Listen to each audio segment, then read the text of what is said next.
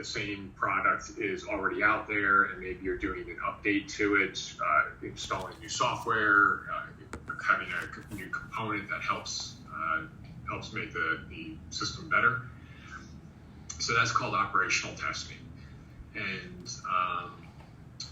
so the V-22 program, and it's probably not surprising, that even though they're kind of separate services, Navy and the Marine Corps are very connected.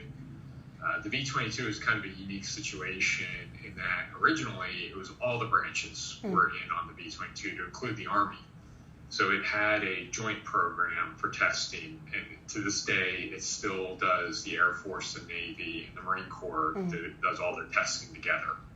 So all that testing is based out of Pax River, Maryland, and the testing is done throughout the world depending on what's required. But that's where the home base for the testing is, where the test vehicles are located. And then testing is set sometimes 10 years in advance, especially when you start talking about ships. So it's not easy to just snap your fingers and get a carrier to dedicate time. So a lot of the shipboard testing is scheduled years in advance. Now the CBN, when it came to doing CBN testing, that became a priority for the Navy, and so they were able to produce a ship quicker than maybe the ship wanted to. The ship wasn't really super stoked about supporting us. I can imagine. Don't put that in your report, though. Yes, sir. Because as the captain, and I was in charge of all of V-22 flight testing, but I was also the project officer. So even though I was in charge of all of it, all the test pilots have projects. And so I was the project officer for all shipboard testing, which is kind of funny because I'm a C-130 pilot by trade, never landed on a boat before in my life. And here I was in charge of all the boat testing. When we first met with the ship's captain, he said to me, I don't know why I'm out here. It cost me $150,000 a day to be at sea. And I made the mistake of telling him that it cost me $250,000 per hour to fly my aircraft, and I had four aircraft on this ship. I don't think he enjoyed hearing that. Yeah. So, I do provide that as a scale of what it costs the military. So, the ship, $150,000 a day, plus, those ships, they do their own deployment cycles, and going out to sea for 2 weeks to support our testing, that's 2 more weeks that the sailors are away from home, 2 more weeks that the ship is under stress, and the cost of it. But then you have the cost of these aircraft that you test with. The aircraft you test with are production aircraft, but they're heavily modified to the point that if a production V-22 costs $100 million, the test version costs about $400 million. So it's very expensive to do this kind of testing, and the fact that the military spends this kind of money, it demonstrates how important it is to do that. And so the fact that we dedicated 4 aircraft and 2 weeks of a carrier's time demonstrates how important this was to the Navy to test the V-22's suitability to replace the COD, or to become the new COD, I guess, depends on who you ask. For that terminology.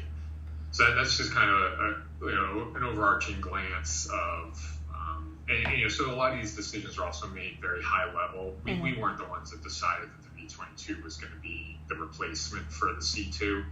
We were just the ones to demonstrate whether it was possible, and then somebody else made this decision, should it actually be done. Gotcha. Okay. So obviously there's in recent news been a lot of incidents with the V-22 safety-wise, especially with the Marine Corps. Do you think that with that in mind, because a point that I'm looking at is that how safety impacts morale, and then morale impacts the ability to actually complete a mission. Right.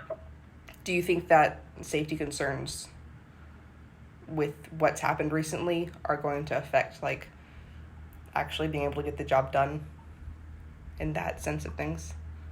No. Okay.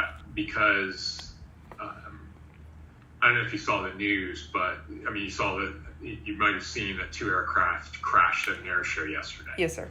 So aviation is a high risk activity. Even in the best of times, it's high risk. And then when you magnify, or then you take it to military operations, it becomes even more high risk. So I think the people that participate in these operations, or either because they're a passenger on board or because they're the air crew, understand that risk, and it's a risk versus reward kind of thing. But also when you dig down, so one of the side jobs test pilots have is when there was an accident, we recreated it, whether it was in the simulator or whether we did a computer analysis of the data.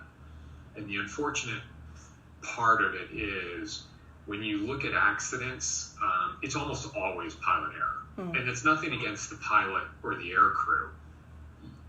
You can't always recognize a situation for what it is in the blink of an eye that you have to respond in order to save the aircraft. I mean, the pilots do, and the air crew do on a daily basis, and that's why there's not a lot of accidents. But every once in a while, something catches them off guard. And there's also been a couple of the recent incidences were because the crew was doing what was commonly referred to as hot dogging. They were screwing off. They were playing around, and they took the aircraft somewhere it shouldn't have been, and an accident happens. The other thing that kind of plays into that is when I tested an aircraft, or the V-22 in particular, I give you a box, and when I tell you to stay in the box, I want you to stay in the box, because I don't always know what happens. Now, that box is smaller than the box I tested. Yes. So I know, okay, if I tell you don't go faster than 100 miles an hour, I've probably tested it out to 120 miles an hour, but I don't want you to go past 100 miles an hour.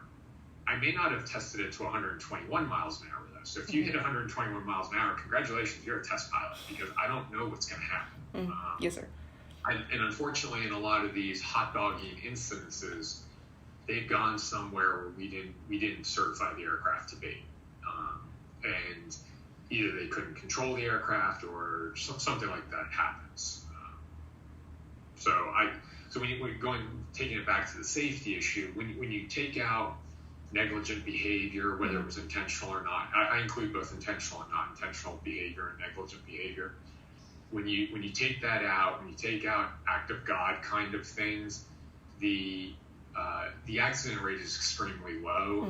But even using all those incidences, whether it was negligent or not, the accident rate of the V-22 is still in line with most aircraft. Sure. So it's not really any more dangerous than any other aircraft. The reason I ask that is because I obviously love the V-22. That's why I'm writing a report on it. But when I'm in Navy ROTC right now, and a lot of us here at Embry-Riddle obviously want to fly. We went to cool airplane school. We want to go fly cool airplanes. And so a lot of times we'll talk about, like, what do you want to do in the Navy? Fly V-22s. That'd be awesome. And everyone kind of goes, those are flying coffins. Why would you do that to yourself? And so it's a big talking point in at least where I'm at right now. So that's kind of why I wanted to ask that, not to... Well, so I'm happy to come and talk to your group anytime you want. I live here in Daytona.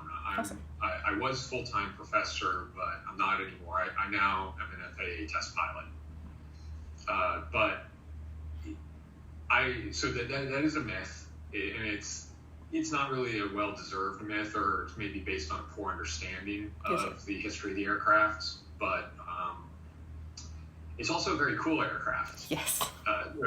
It's one of the few aircraft where the base where I spent a good bit of time, we had this 4,000-foot runway, and the only reason I mentioned the distance is that's a small runway for the military, is the fact that I could pick up to a hover at one end of the runway. So I'm in a hover, and by the other end of the runway, I'm passing through 200 knots. So there's very few airplanes that can pick up into a hover and be passing 200 knots, 4,000 feet later. Definitely. So, that's awesome.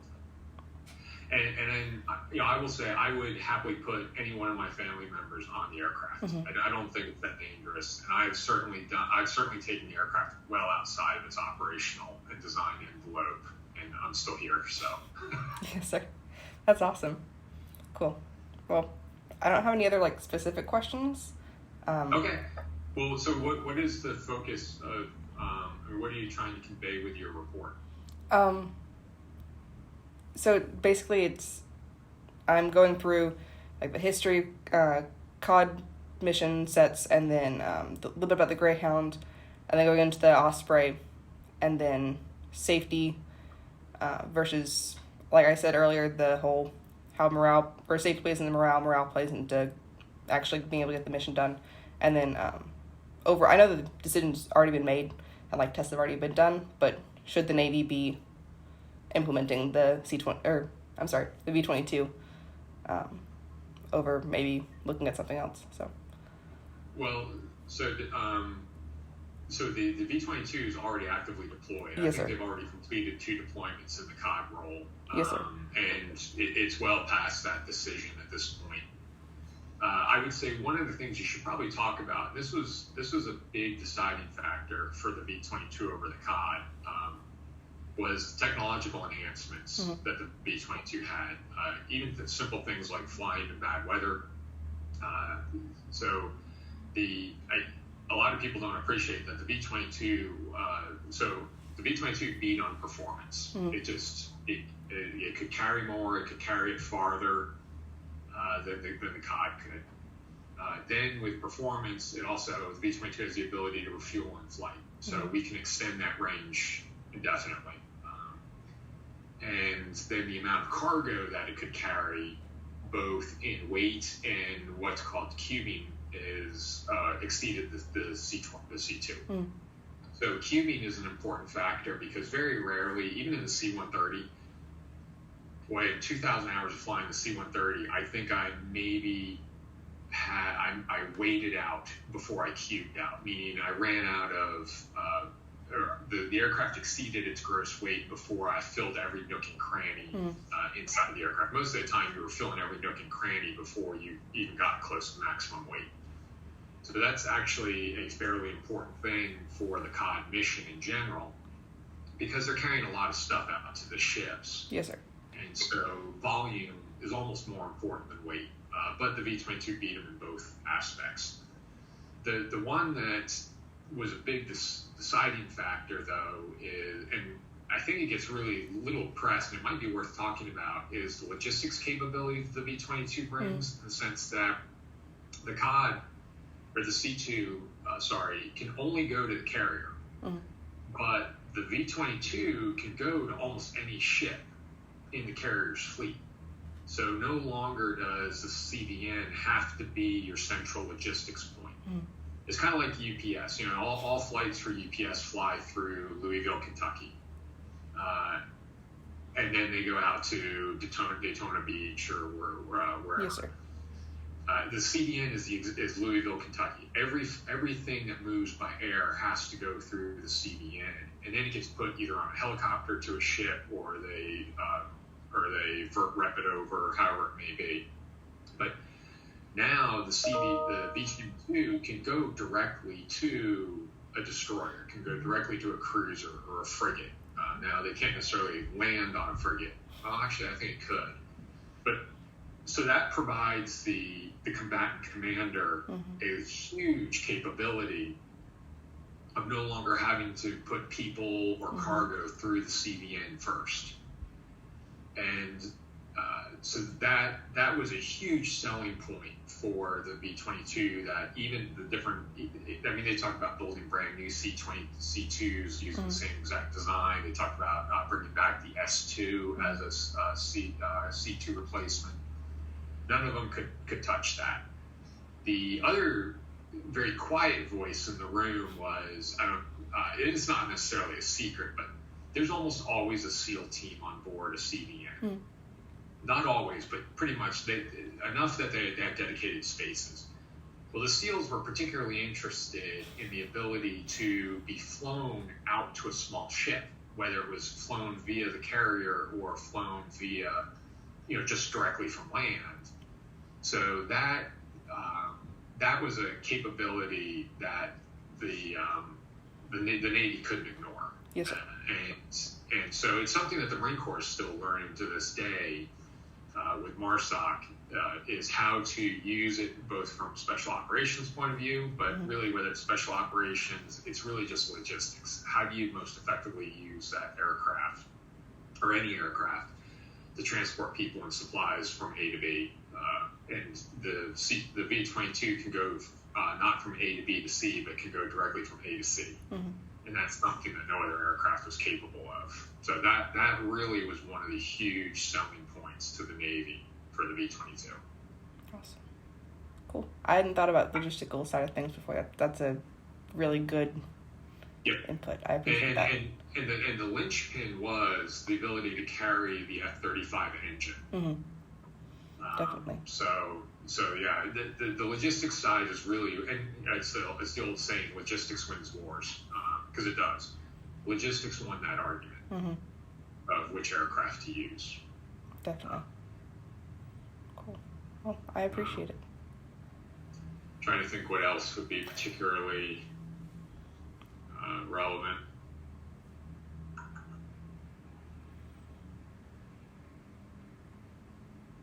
Yeah, I mean, there's small things like it became the training pipeline became a little bit easier, but I don't know. That's probably not a huge issue.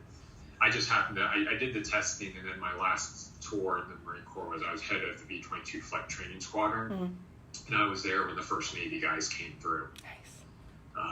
And so they were all kind of glum at first because a lot of them were obviously fixed wing, and they thought, oh God, I have to go to the V-22. But usually by the end of the first flight, you can see the smiles because it's really neat to pick up into a hover and go really fast and come back and land into a hover. Definitely. But yeah, I don't think the safety is really that much of an issue overall. Honestly, I think it's it's almost like a form of clickbait. You scare people by showing them a bad accident, but I don't think it's any. I know it's not any more risky than when we brought out the Harrier or any other new aircraft. Yes, sir. Awesome. So are you thinking about, are you going to try to go aviation? Hopefully. Ultimately, I'm a sophomore this year, so the kind of year that I've had has pushed me towards I'd be happy doing it just about anything. I'd like to see my family every once in a while, so subs is a little on the edge, but it's a lot of our Marine options. When you ask them what they want to do in the Marines, they say lead Marines, which is obviously a good thing. And so I've kind of been leaning towards the same thing. I just want to lead people. So are you definitely going Navy, or are you just ROTC where you could go Marines? I technically could still switch to Marine option, but I probably won't. I tried switching last year, and then I had a lofted bed last year. It was like way up high, and I had a meeting with our Marine option instructor about switching option, and then that morning I fell out of bed and had a black eye for 2 months, and I told myself that was a sign from God that I wasn't supposed to be a Marine. So, but. Yes, I'm very happy where I am. So. Good. Well, I appreciate you doing it. It's not an easy life, no matter what you choose to do. Yes, sir. But service is important. You'll learn a lot, no matter what path you take. A lot of people get upset. Oh, I didn't get the aircraft I wanted, or I didn't get the MOS I wanted. Trust me, you'll fall in love with whatever it is you end up doing, and just try to do it to the best of your ability. But remember. Ultimately, you're there for the young people that you are leading. Not just young. Some of them will be a lot older than you, but you're there to take care of them, not the other way around. Yes, sir. Definitely. But I'm happy to answer any other questions. If you don't have any now, but you want to ask me some, feel free to send me an email. Yes, sir. And I'll get you an answer, or we can meet again. I'm traveling the next 2 days, but I'll be back by the end of the week. Super. So. That sounds good. I really appreciate it. Yep, anytime. Thank you. You're welcome. All right, have a good one. You too. Bye-bye.